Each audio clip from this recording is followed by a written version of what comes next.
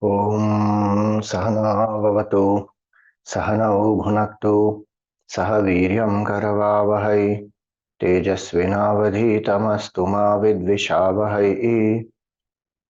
Om Shanti Shanti Shanti. Om Sadashiva Samarambham Shankaracharya Madhyamam Asmadacharya Paryantam Vande Guru Paramparam.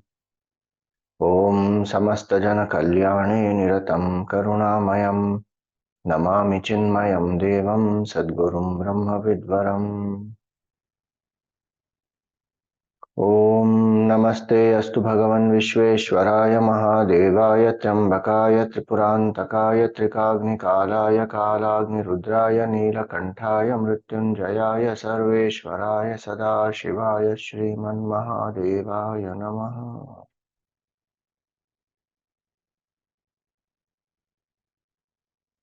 Hari Om, salutations to all.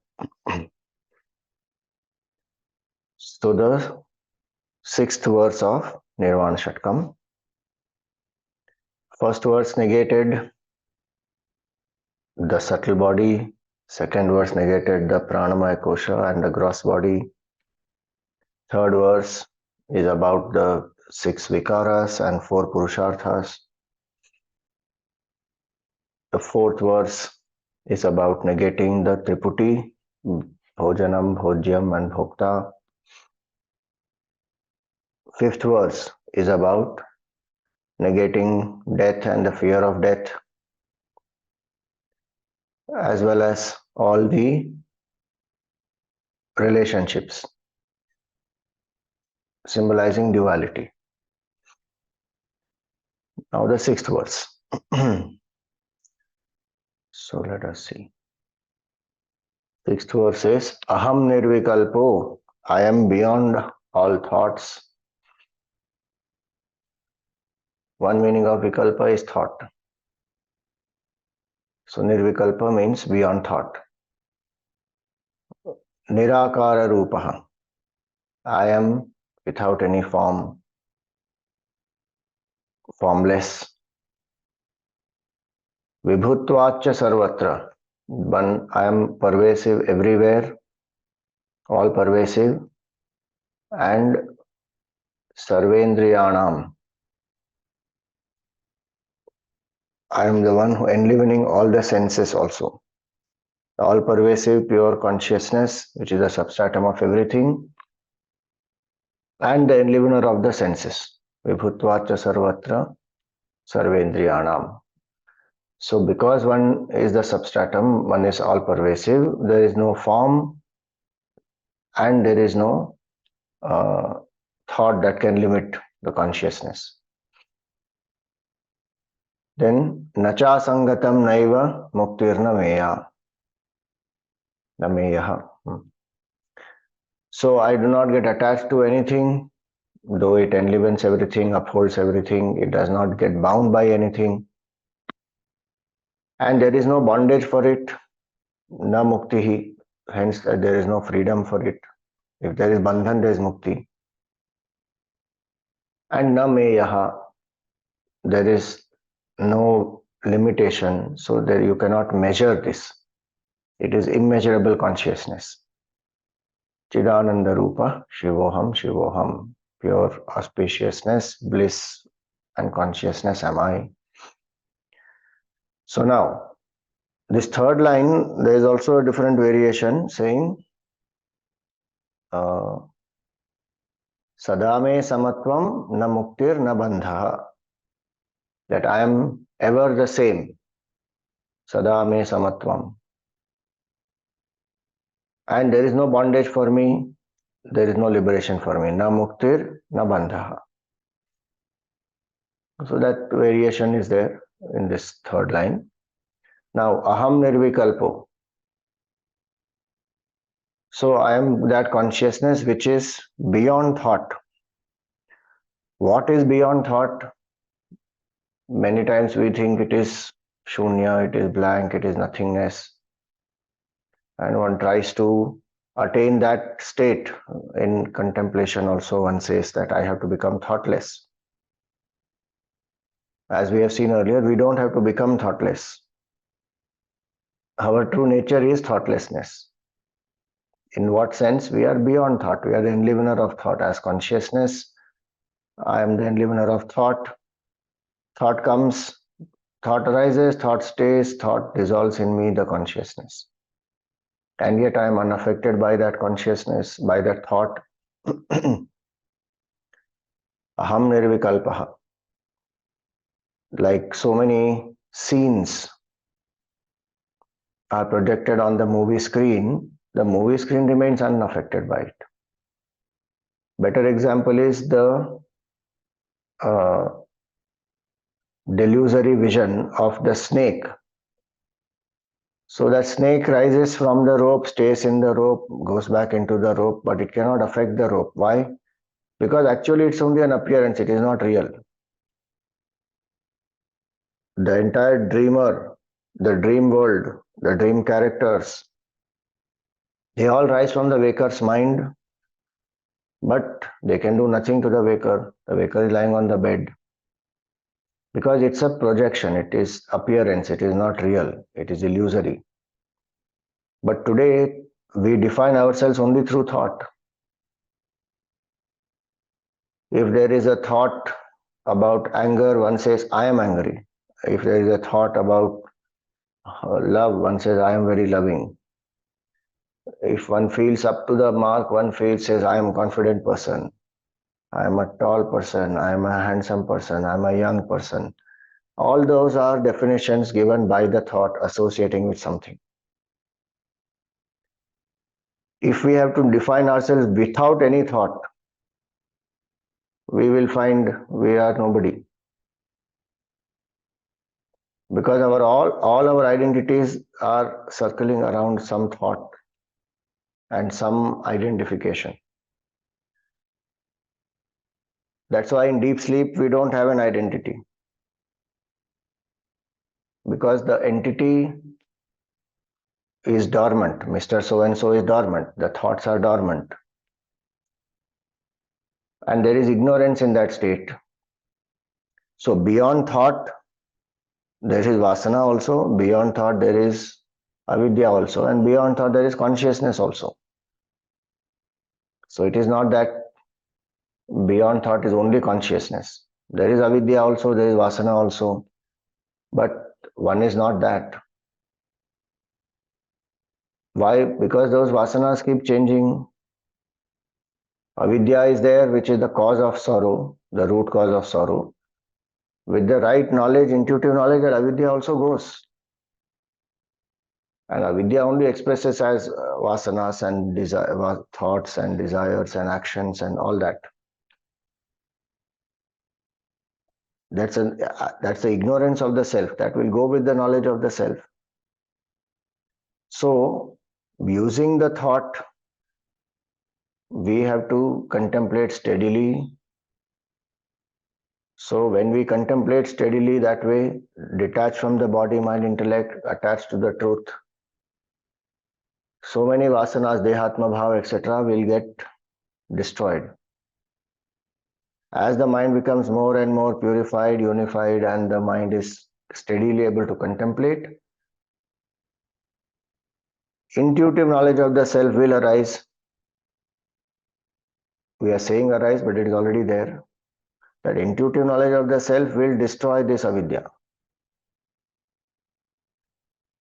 So if somebody says, how can I get out of ignorance using the thought? Thought is the effect, ignorance is the cause. So using the effect, the steady contemplation has that power that it will remove all the obstacles. It is not going to create the reality. It will remove all the obstacles, the false notions, false identifications, and through that the ignorance also will go, and that by itself will dissolve. The pointers, the contemplation verses, those also will stop after some time. What remains? Aham nirvikalpaha. I am that pure consciousness beyond thought. Like how we use a ladder and step up, climb up on the ladder and we reach the top, then we leave the ladder. Same way, using thought, one has elevated oneself to that highest state, drop the thought. So from many, many thoughts to few thoughts to one thought to intuitive knowledge of the self as I am pure consciousness. So aham nirvikalpaha, I am beyond thought. So nididhyasan, if we do steadily, if we go deeper into Vedanta, it will lead to savikalpa samadhi. In savikalpa samadhi, the person who is contemplating is fully absorbed and identified with the object of contemplation. But, and no other distractions are there, no other thoughts, the mind is fully absorbed. But there is the triputi, the meditator, meditated, meditation, that is there.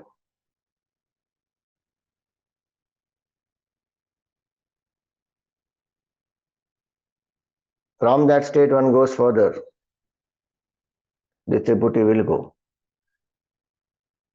That is Nirvikalpa Samadhi. It is not a state of blankness, it is a state of illumination. One comes to know oneself as one is, without any conditionings of thought, without any conditionings of the body, prana, people, things, nothing. All that is gone.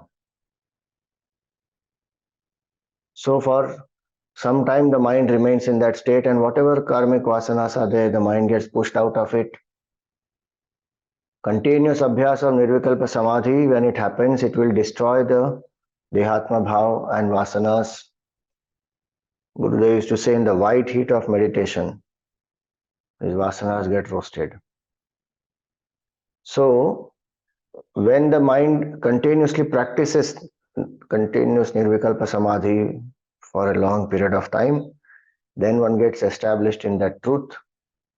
Established in the truth meaning Vasanas have got destroyed. So, body identification does not arise again. Thought identification, triputi does not, one doesn't feel I am this psychologically. That is called Sahaj Samadhi, where the unbroken awareness is there that I am Brahman. So these are steps in Vedanta. Aham nirvikalpaha. I am that pure consciousness which is beyond thought. All thoughts are enlivened by this consciousness. It remains unaffected. It is the witness. Even beyond witness, it is that highest state where there is nothing to witness. So aham nirvikalpo, nirakara rupaha. Nirakar and rupa sounds like an acronym, and what is it called? Oxymoron. No akar and rupa. Nirakara rupaha. That is only a Sanskrit expression there. Nirakara rupa does not mean a form which is formless. Nirakara rupa means formless. Bas. Aham nirvikalpo nirakara rupaha. So formless meaning body has a form. Mind also has a form. Every thought takes the form of the object that it thinks about. Nirakara Rupa means beyond body, beyond mind, which by itself does not have any form. Consciousness is formless, absolute truth, from which all the forms emerge. That is Nirakar.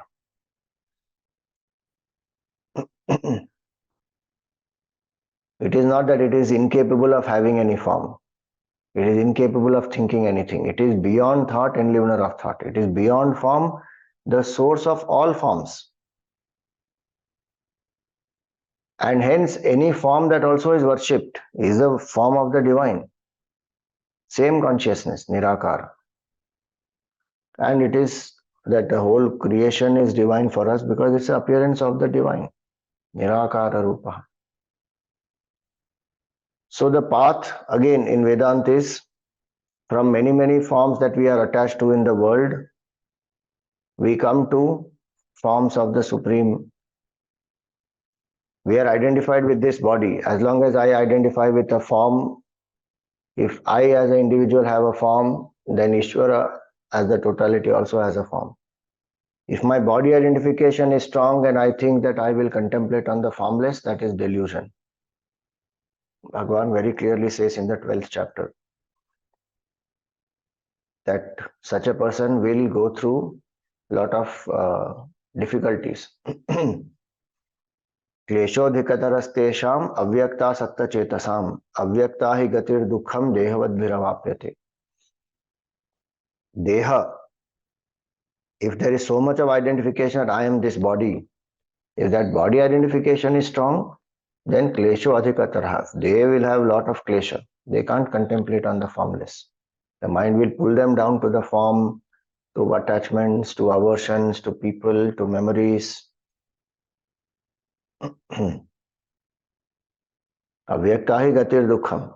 If they try to contemplate on the formless, unmanifest truth, they will attain dukkha only. So better it is to understand clearly that if my body identification is strong, then I must hold on to a form, and there's nothing low or lesser about it. It is the same Bhagwan in a particular form, that's all. So, from body identification to the form of Bhagwan, even there from many forms of Bhagwan, one chooses one, that is the Ishtadevata. Worship that form, build a relationship with that Bhagwan, serve the Lord, chant the mantra of the Lord. Slowly, slowly, the bhav will arise and this body identification will become lesser. So from body identification or this form to the form of God to formless nature of the truth, where one understands the swarup of that form is the supreme consciousness and how that consciousness is my true self. That knowledge of oneness one should get from a competent teacher. And contemplating on the pointers, please understand, formless also are pointers of the truth only. In form, one is taking support of the form and the name. Here, one is taking support of the pointers, which are words. In both, there are supports which are taken, so nothing lesser about anyone. Finally, even those words have to be dropped. Concepts indicating formless have to be dropped. So the ultimate truth is beyond form, beyond formless also. Because both are means to connect. One has more supports, one has less support, but both are means to connect to the divine. Both have to be dropped. Aham nirvikalpo nirakara rupa. The real nirakara is even beyond formless pointers. That is indescribable. That is consciousness.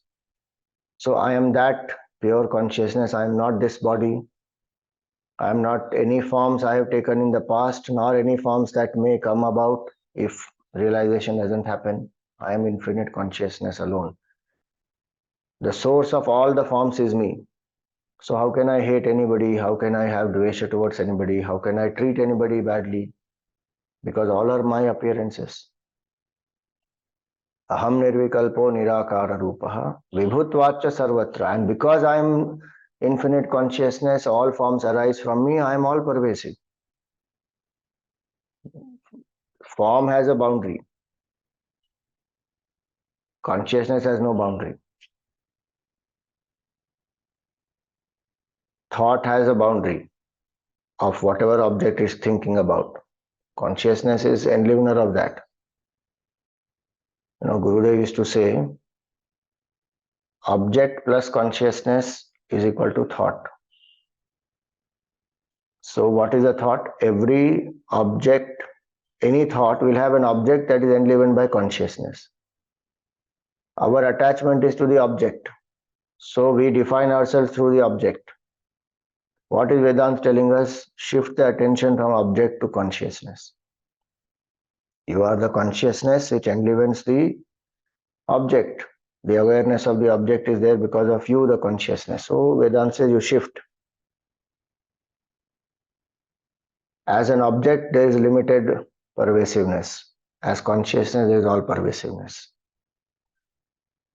So if thought is equal to object plus consciousness, consciousness is thought minus object.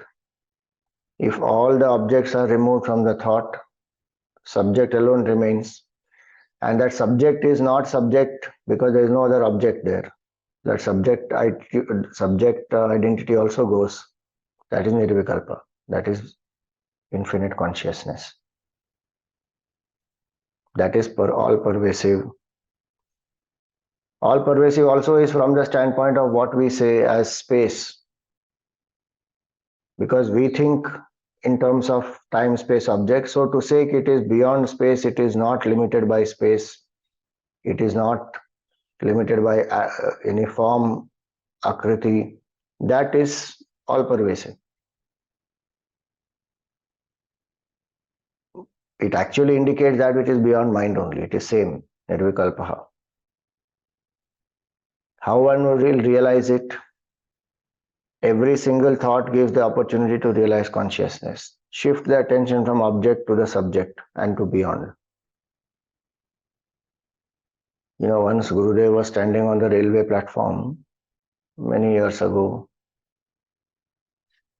So as the train was passing by,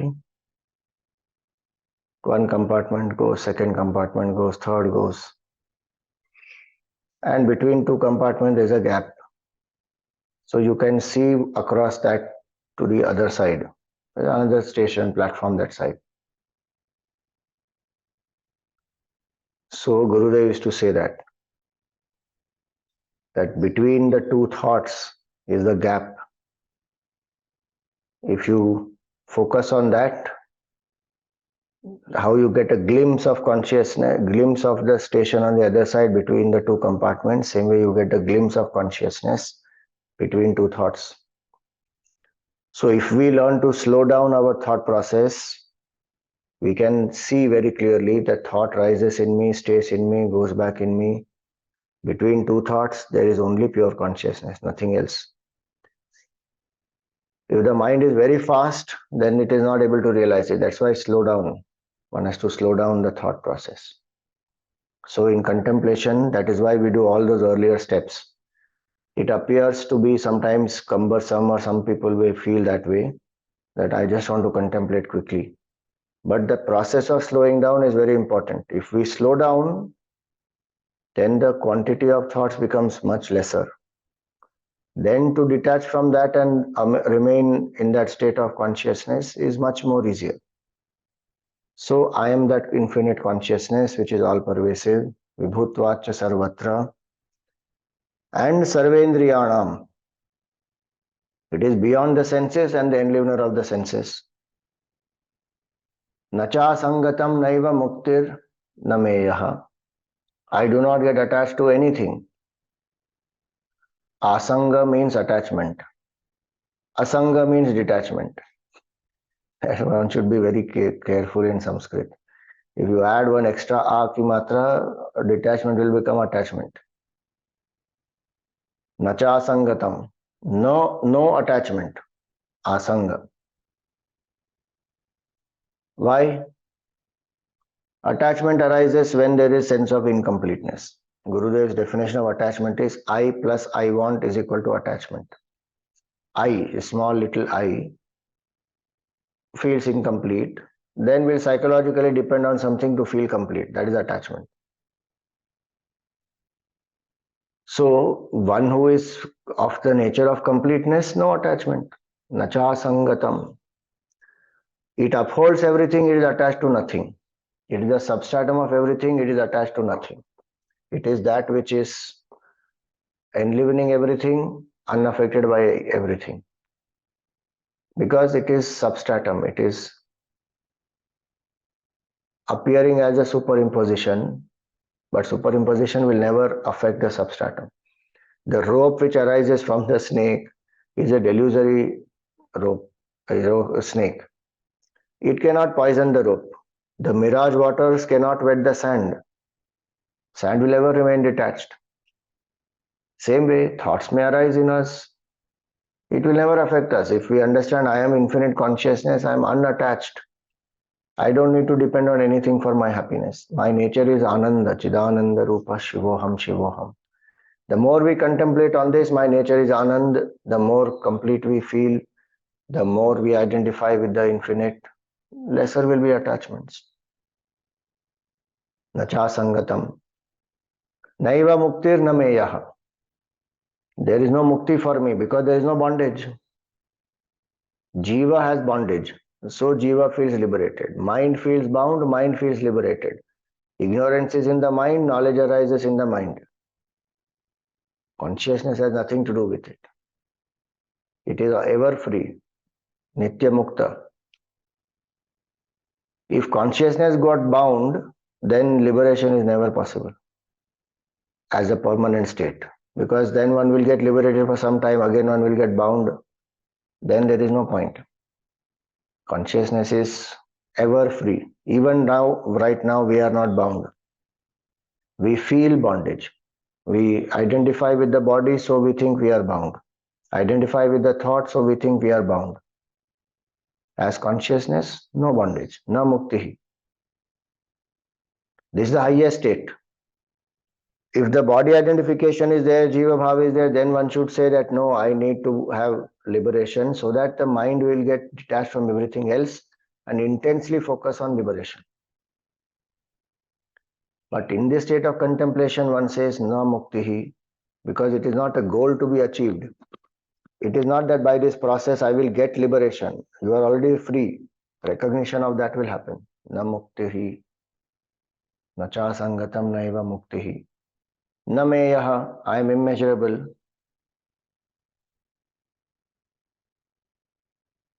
Anything that has form, that is tangible, that is finite is measurable. This is infinite, no measure of it. Nameyaha. Chidananda Rupa, Shivoham, Shivoham, blissful consciousness, auspiciousness am I. So let us contemplate on this.